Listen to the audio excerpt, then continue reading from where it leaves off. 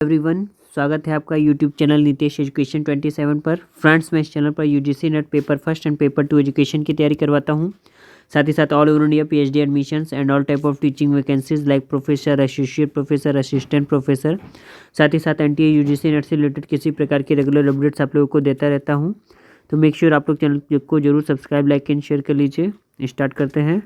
तो स्टूडेंट्स, आज हम लोग डिस्कस करेंगे यूजीसी नेट ने एक न्यू नोटिस निकाली है, जो कि एक नेशनल फेलोशिप की लिस्ट है। जो जब आप इसकी वेबसाइट पर जाएंगे UGCNet.nic.in पर, तो आपको होम पेज ऐसा खुलता हुआ दिखेगा। तो यहाँ पर देखिए, यूनिवर्सिटी ग्रांट कमीशन का जो होम पेज खुलेगा, यहाँ पर आपको notice section news and events में जाना होगा। तो यहाँ पर देखिए, आपको ब्लिंक करता हुआ दिखेगा national testing agency NTA UGC net December 2020 June 2021 list of candidates qualified for award of national fellowship for schedule caste. यानी कि इन्होंने नेशनल फेलोशिप की लिस्ट जारी कर दी गई है, और जो भी सेलेक्टेड स्टूडेंट्स हैं शेड्यूल कास्ट के लिए, और नेशनल फेलोशिप ओबीसी कास्ट के लिए और माइनॉरिटी के लिए फेलोशिप जारी करता है यूजीसी नेट। उसकी जो लिस्ट है, शॉर्ट लिस्ट किए गए कैंडिडेट्स हैं, उनकी लिस्ट जारी कर दी है। तो यहाँ से आप लोग देख सकते हैं और फेलोशिप पा सकते हैं। तो जैसा कि आपकी स्क्रीन पर दिख रहा है, जो फर्स्ट वाला है वो शेड्यूल कास्ट के स्टूडेंट के सिलेक्शन और रोल नंबर है दिए गए हैं। सेकंड वाला जो है आपका ओबीसी कैटेगरी के कैंडिडेट्स के लिए है, और थर्ड वाला जो है आपका माइनॉरिटी स्टूडेंट्स के लिए है, जो कि Maulana Azad national fellowship for minority students के नाम से भी जाना जाता है। यहाँ पर जो सिलेक्शन है स्टूडेंट्स का एप्लीकेशन नंबर ऑर्डर के अकॉर्डिंग दिया गया है। अब इसको देख लेते हैं। जब आप यहाँ पर मैंने ये जो फर्स्ट वाला खोला है, जैसा कि आपके स्क्रीन में दिख रहा है, देखिए ओबीसी के लिए एनएफ ओबीसी की लिस्ट मैंने खोली है, जो कि 22 फरवरी 2022 को ही जारी हुई है, यानी कल ही जारी हुई है। थोड़ा सा वीडियो बनाने में लेट हो गया है, इसके लिए माफ़ी चाहता हूँ। तो यहाँ पर जो आपका सिलेक्शन देखने का आप कैसे देखेंगे, तो यहाँ पर अपने एप्लीकेशन नंबर और रोल नंबर के थ्रू आप मैच कर सकते हैं।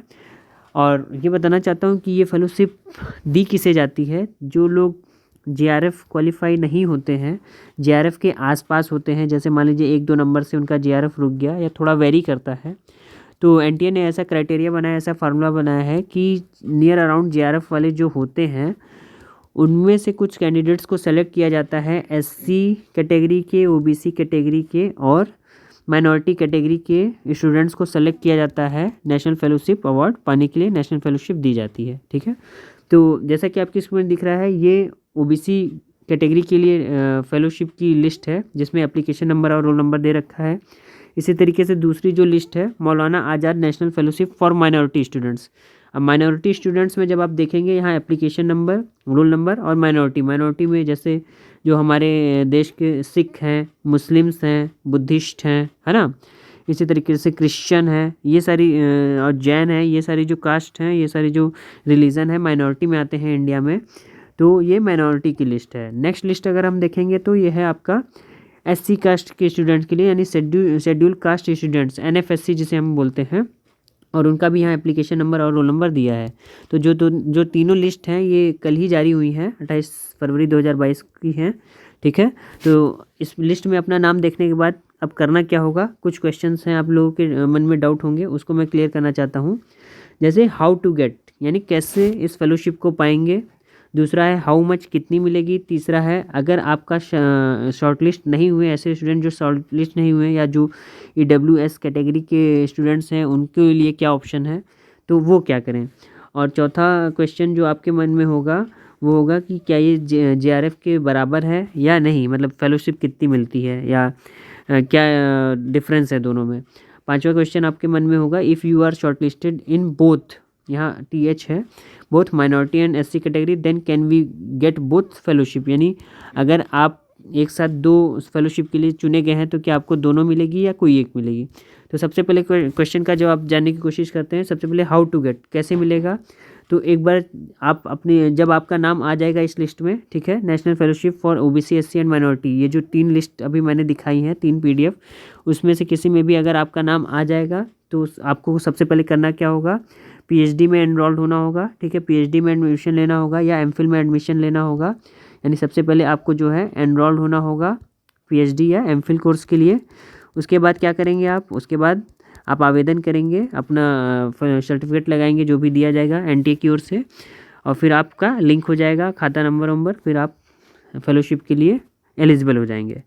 हाउ मच, अब कितनी मिलती है, तो बात करें जितनी, समझ लीजिए सेम एज JRF, यानी कि लगभग 35,000 जो है इस फेलोशिप मिलती है नेशनल फेलोशिप के अंतर्गत भी, और JRF अगर आप क्वालिफाई होते हैं तो भी आपको 35,000 ही मिलती है। ठीक है, बाकी जो साल भर का बुक का है वो अलग से मिलता है।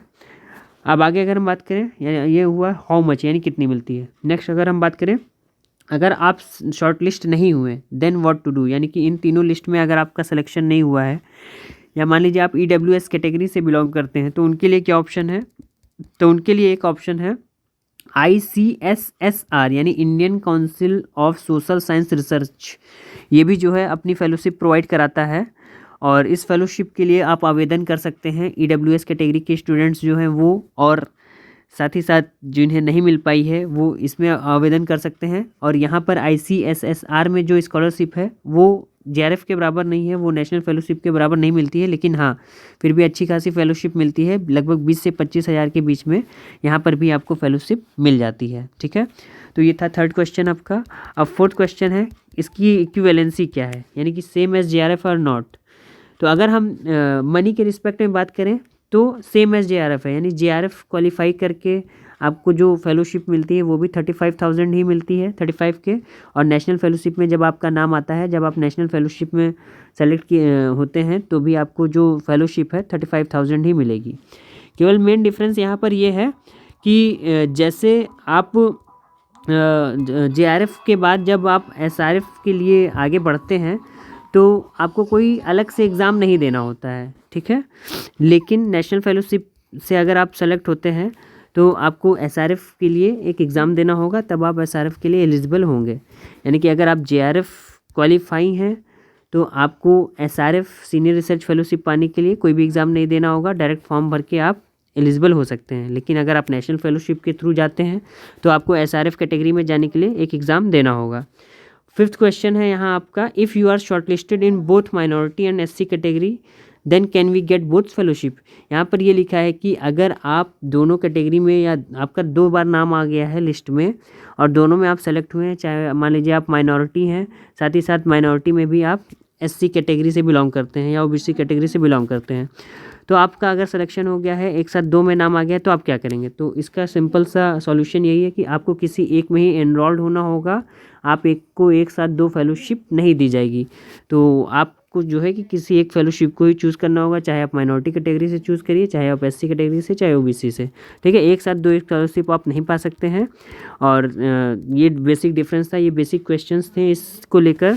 और नेशनल फेलोशिप में जिनका जिनका भी नाम आ गया है उनको मेरी तरफ से बहुत बहुत शुभकामनाएं, और आशा करता हूँ ये इन्फॉर्मेशन आपको अच्छी लगी होगी। अगर इससे रिलेटेड किसी प्रकार की कोई कन्फ्यूजन है तो आप मुझसे कमेंट के द्वारा पूछ सकते हैं। आशा करता हूँ ये इन्फॉर्मेशन अच्छी लगी होगी। मिलते हैं नेक्स्ट वीडियो में। Thank you so much. अगर आप UGC net paper first, paper 2 education, साथ ही साथ किसी भी प्रकार की रेगुलर नोटिफिकेशन पाना चाहते हैं, चाहे वो PhD से रिलेटेड हो, चाहे वो किसी प्रकार के असिस्टेंट प्रोफेसर की जॉब से रिलेटेड हो, तो चैनल को जरूर सब्सक्राइब, लाइक एंड शेयर कीजिए। Thank you so much. आपका दिन शुभ हो।